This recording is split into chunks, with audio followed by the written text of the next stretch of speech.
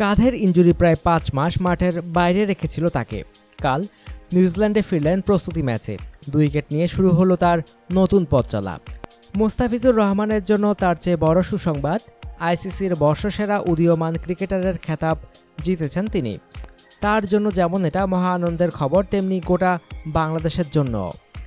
এই সুখবরে মুস্তাফিজের সাথে আনন্দিত মুস্তাফিজের সতীর্থরাও।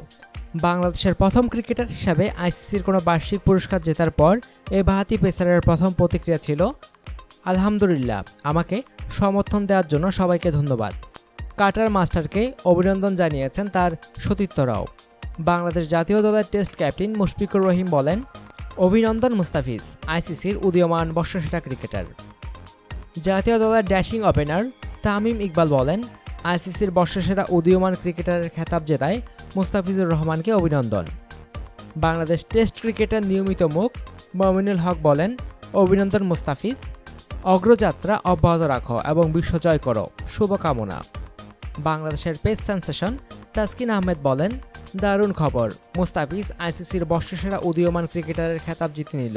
প্রথম বাংলাদেশি হিসাবে সে আইসিসির এই বার্ষিক পুরস্কার পেল, অভিনন্দন মুস্তাফিজ। এছাড়া এনামুল হক মুস্তাফিজকে অভিনন্দন জানান। তিনি বলেন, অভিনন্দন ফিজ। অনুগ্রহপূর্বক সংবাদটি শেয়ার করুন এবং খেলাধুলার সর্বশেষ খবর জানতে স্পোর্টস লাইট সাবস্ক্রাইব করে রাখুন। ধন্যবাদ।